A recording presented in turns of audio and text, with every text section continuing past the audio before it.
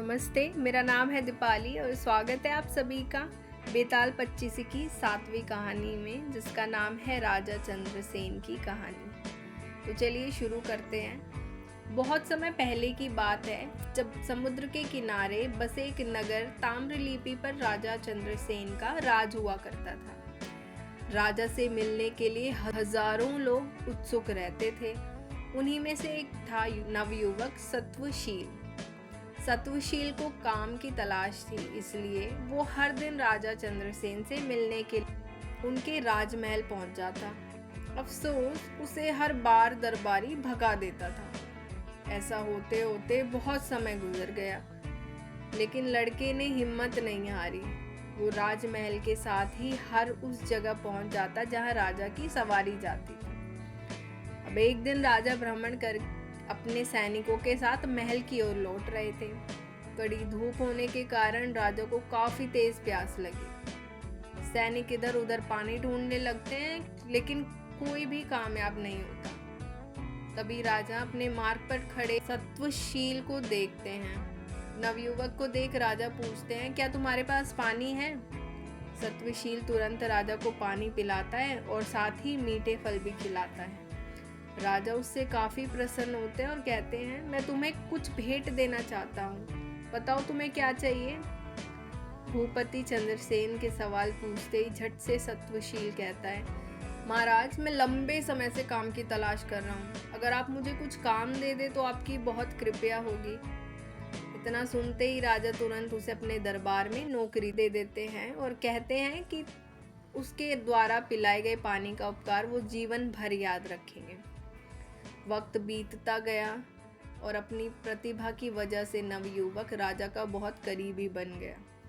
एक दिन भूपति चंद्रसेन सत्वशील से कहते हैं, हमारे नगर ताम्रलिपि में बेरोजगारी काफ़ी बढ़ गई है।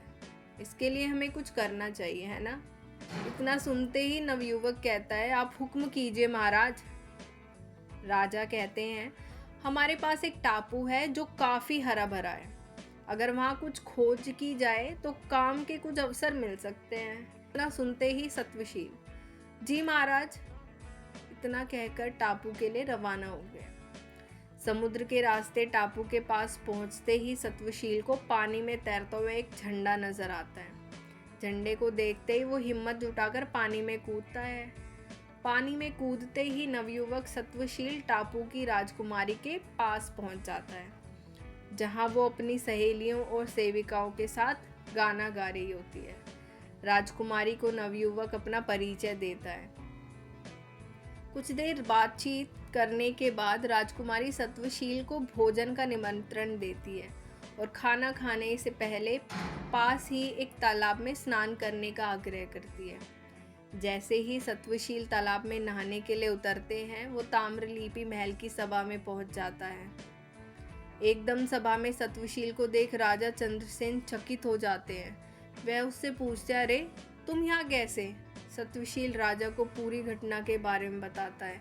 सारी बातें जानने के बाद राजा भी उस टापू में जाने का फैसला लेता है। अब वहाँ पहुंचकर भूपति चंद्रसेन उस टापू पर जीत हासिल कर लेते हैं। ऐसा होते ही राजा चंद्रसेन को राजकुमारी उस टापू का राजा घोषित कर देती है।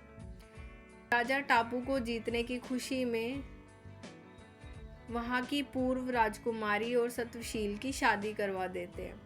इस तरह राजा चंद्रसेन सत्वशील के पानी के उपकार को चुकाते हैं।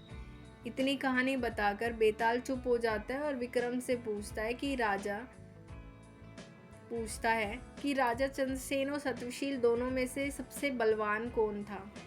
सवाल सुनते ही विक्रम बोल पड़ता है, सत्वशील ज्यादा शक्तिशाली था। बेताल पूछता है, कैसे? तब विक्रम बताते हैं कि सत्वशील बिना कुछ सोचे समझे ही टापू के पास झंडा देखकर पानी में कूद जाता है। वहां कूदने पर उसे किसी भी तरह का खतरा हो सकता था, जबकि राजा को पता था कि वहां पानी में कोई खतरा नहीं है। सवाल का जवाब मिलते ही बेताल राजा विक्रम के कंधे से उड़कर वापस घने जंगल में किसी पेड़ पर जाकर बैठ जाते हैं। तो इस कहानी से हमें सीखने को मिलता है, हिम्मत कभी नहीं हारनी चाहिए और कर्म लगातार करते रहने चाहिए। तो ये थी आज की कहानी। अगर आपको कहानी अच्छी लगी तो लाइक, कमेंट, शेयर और सब्सक्राइब ज़रूर करें। और बेताल पच्चीसी की अगली कहानी सुनने के लिए बने रहिए हमारे साथ। धन्यवाद।